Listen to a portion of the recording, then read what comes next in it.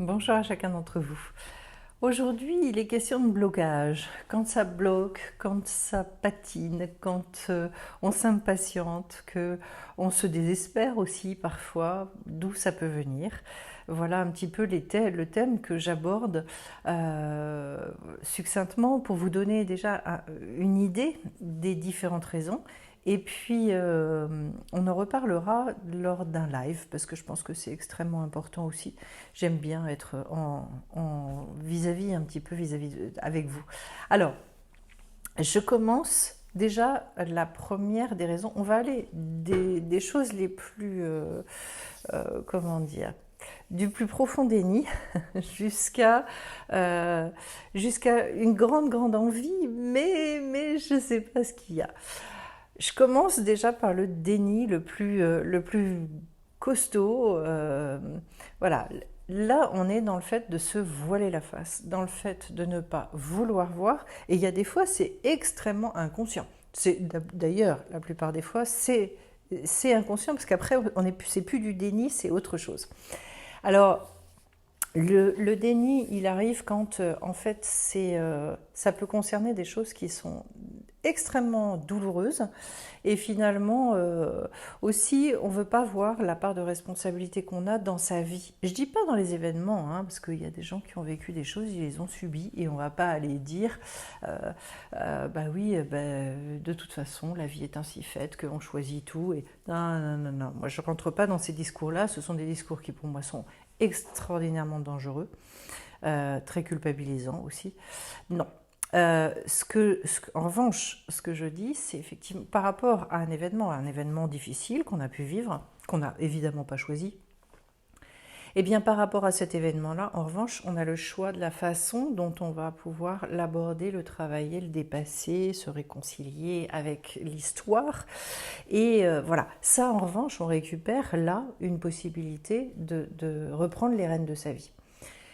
Alors le déni, c'est quoi en substance? Le déni, ce sont des personnes qui, et pour une part, on a tous, en nous aussi, il ne faut pas croire que c'est que les autres et que nous, on n'est pas concernés par ça. Non. Moi, je suis restée dans le déni pour certaines choses dans ma vie très longtemps. Peut-être y a-t-il encore des choses pour lesquelles c'est comme ça. Mais en tout cas, voilà, j'ai identifié à un moment donné. Et je sais une chose, c'est que le déni, il est systématiquement en lien avec la victimisation. Comme je vous disais, pour l'avoir vécu. Pourquoi? Et bien parce qu'à partir du moment où je me dis, effectivement, je ne vois pas pourquoi, c'est incompréhensible. D'abord, il faut savoir que quand ça se joue au niveau du déni, la plupart du temps, ce sont des phénomènes répétitifs. Ben oui, parce que comme on ne comprend pas la première fois, on va nous le resservir une deuxième. Puis si c'est pas compris la deuxième, on va nous le resservir une troisième. Ça fait partie pour moi des très gros blocages sur lesquels la plupart du temps on a besoin d'aide. Pourquoi? Parce qu'il y a une grosse souffrance et qu'il faut dépasser le stade de la victimisation. Tant que je reste dans je vois pas pourquoi moi, je vois pas quand les choses se répètent, alors il y a des gens qui me disent aussi ah non mais ce sont des accidents. Et quand une chose se répète, moi je veux bien, mais un accident en fait ça porte bien son nom, c'est un accident, c'est-à-dire ça arrive une fois. Mais quand un accident il se répète 3 fois dans votre vie, est-ce que c'est encore un accident? Et donc là on peut vraiment se poser la question, est-ce que je crois, je crois qu'un accident ça se multiplie? Non. Voilà. Donc commencer à se questionner et quand c'est trop douloureux, alors je vous dis la plupart du temps quand c'est trop douloureux, c'est parce qu'en fait la personne à l'intérieur elle est culpabilisée comme pas permis. Elle se dit donc c'est ma faute, donc je mérite, etc. Alors que ça n'a rien à voir avec ça. Il faut comprendre que ça, ce sont des espèces de perches qui sont tendues pour permettre au contraire à la personne de sortir d'une problématique. Voilà. Même si on comprend rien, même si on se dit je vois pas pourquoi, mais qu'est-ce que c'est que ce bazar, pourquoi on s'y prend de cette manière-là avec moi, etc. Et ça, c'est un travail à faire. Le deuxième, je vais y arriver, la deuxième raison qui nous empêche de regarder vraiment et de comprendre la raison des blocages, c'est un problème d'intérêt. L'intérêt, ça bouche les tuyaux de la compréhension. Pourquoi? Parce qu'il y a des fois, j'ai pas intérêt à comprendre mon blocage. Parce que si je le comprends, je vais voir des choses que j'ai pas envie de forcément voir, et surtout, je vais devoir prendre des décisions que j'ai pas envie de prendre. Donc en fait, j'ai pas intérêt à le voir. Alors là, on est déjà plus sur des choses plus conscientes, on va dire. Ça affleure, hein, c'est pas loin. Et je dirais que le voile qu'il y a sur le blocage, c'est nous qui le mettons et relativement consciemment, entre guillemets. Consciemment, inconsciemment. On sait la part de l'un de l'autre, on ne sait pas, puis on s'en fiche un peu de toute façon. Mais vous avez compris, c'est que j'ai conscience quand même au fond de moi qu'il y a un problème à tel ou tel niveau. Ouais, la seule chose, c'est que si je fais ressortir ça, je sais aussi, parce que je ne suis pas idiot, que il va falloir que je prenne un certain nombre de décisions derrière, parce que parce qu'il y a quelque chose qui n'est pas juste. C'est forcément pas juste, parce que sinon ça ne créerait pas du blocage. Donc, je prends un exemple tout bête dans la vie amoureuse. J'ai conscience qu'il y a quelque chose qui ne va pas avec mon autre. Je ne suis pas heureux, il y a des choses qui ne sont pas correctes, voilà. Mais bon, en même temps, j'ai pas, pour une part, j'ai pas intérêt à arrêter la relation, soit parce que en ce moment être seule, ça me paraît trop inouï, soit, enfin pour X raisons. D'où le fait que je vais aller trouver tout un tas d'excuses aussi. Je vais être extrêmement franche avec vous, tant pis si ça ne plaît pas à certains, mais il y a un phénomène, notamment, entre autres, le phénomène des flammes jumelles et ce genre de choses. Il y a des gens qui vont justifier des choses absolument injustifiables avec l'histoire des flammes jumelles. Voilà. En se disant non mais bon la relation elle est pourrie, j'arrête pas de souffrir etc. mais c'est ma flamme jumelle. Bon, voilà typiquement genre de choses où comme on veut pas aller regarder là où ça bloque et là où il y a un réel problème, on va trouver une espèce d'explication qui vient se greffer comme une espèce de verrue en fait hein, sur une problématique et voilà. Après, comment toutes ces histoires, flammes jumelles, âmes sœurs ou je sais pas quoi, enfin, à des degrés divers, toutes ces choses-là, moi je vous invite à être, j'ai pas dit que ça n'existait pas, je vous invite à être extrêmement précautionneux et à faire très très attention à ce qu'on vous transmet là-dessus.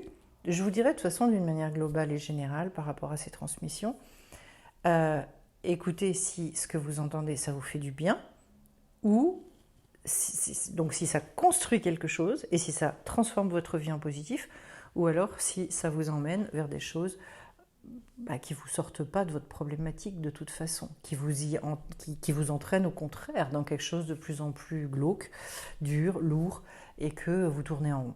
Voilà. En tout cas, voilà, le problème de l'intérêt.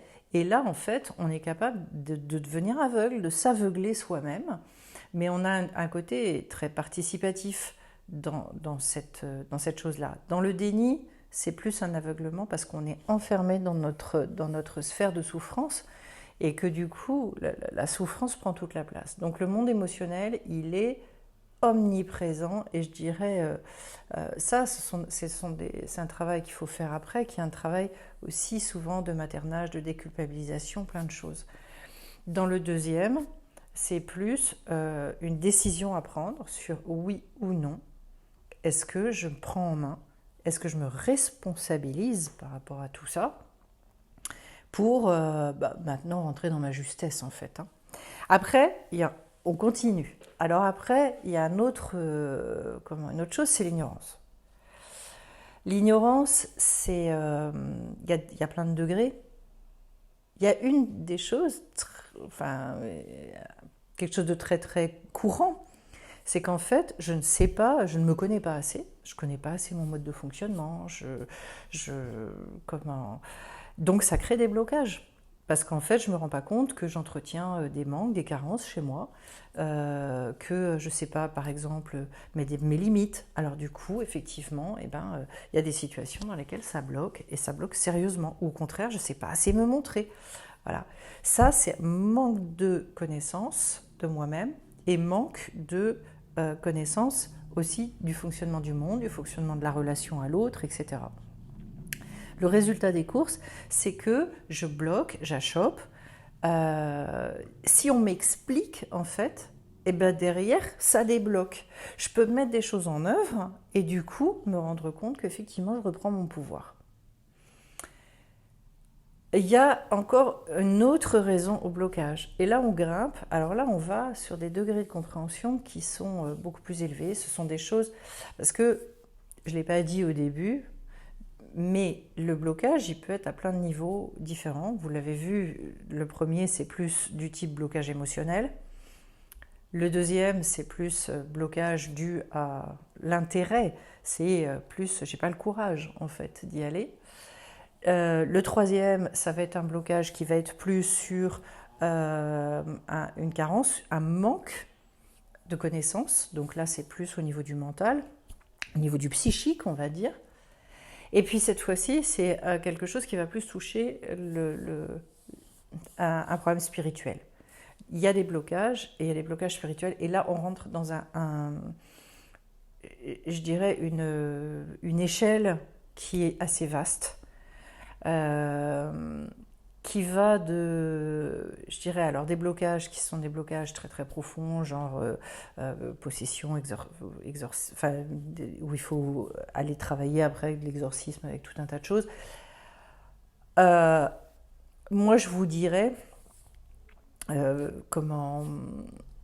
Quand il y a une personne qui a vécu des choses comme ça, elle a souvent des stigmates, elle porte souvent quand même des choses où elle va être incapable elle va avoir la sensation en fait de faire des choses qui viennent pas d'elle et de pas avoir le choix en fait.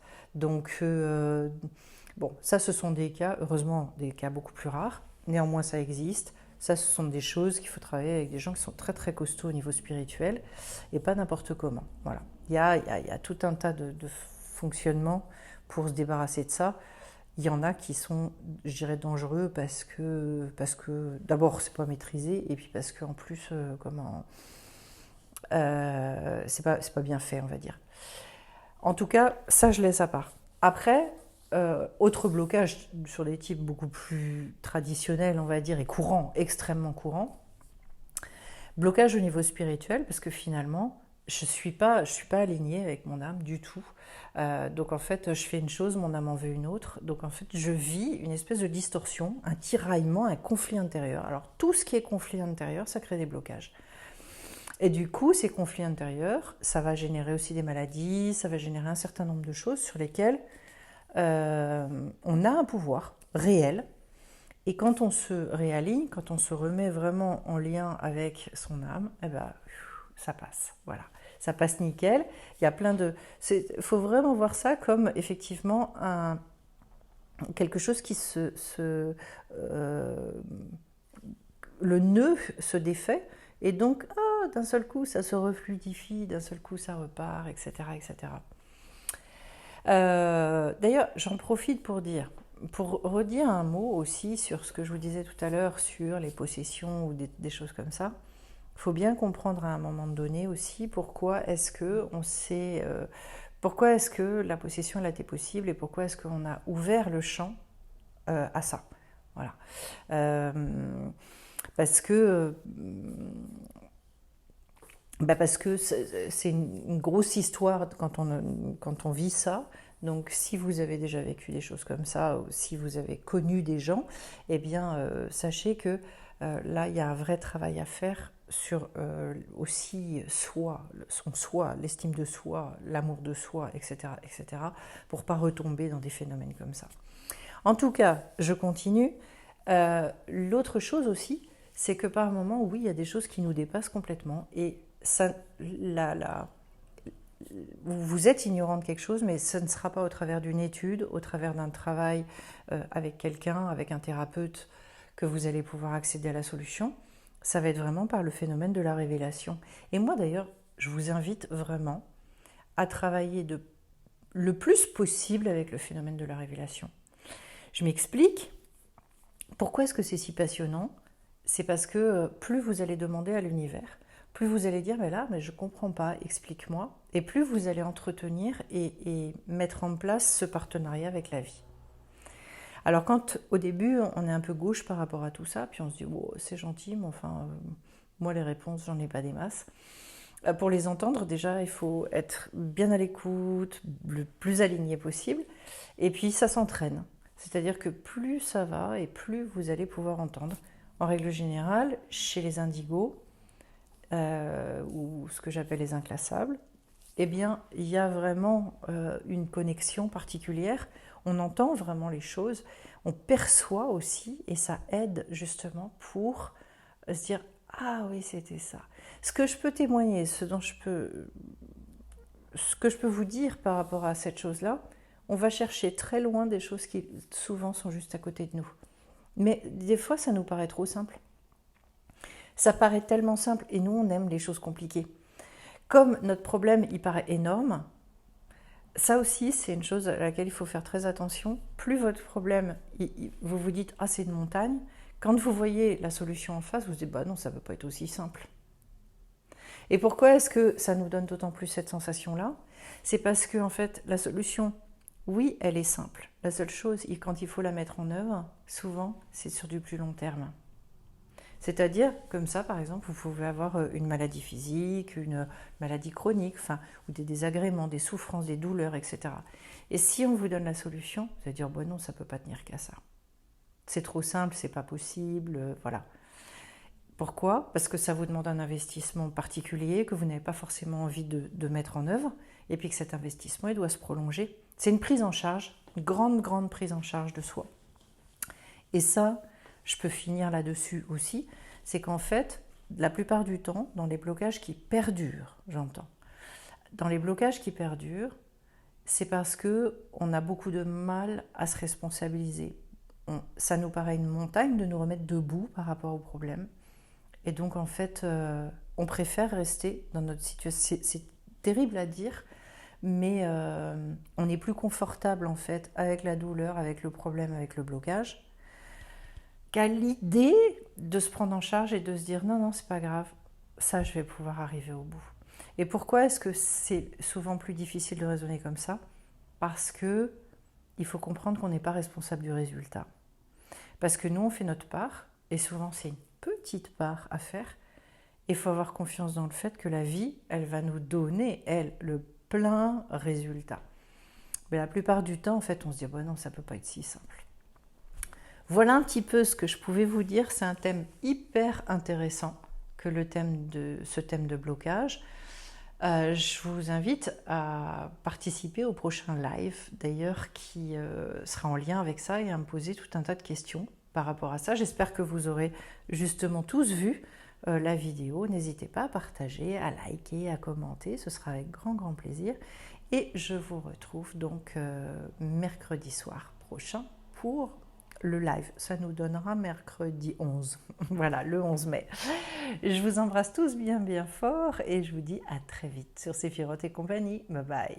Ah si, je précise aussi, je suis dans 4 jours à la Bastide des Calades pour des journées bien-être où il va y avoir plein de thérapeutes, il va y avoir plein de gens, des artisans, plein de belles personnes et on va partager à la fois des conférences, beaucoup de belles surprises. N'hésitez pas à venir, donc du 12 au 15 mai. J'ai fait de la publicité là-dessus sur Facebook et sur Insta. À très vite à tous, au revoir.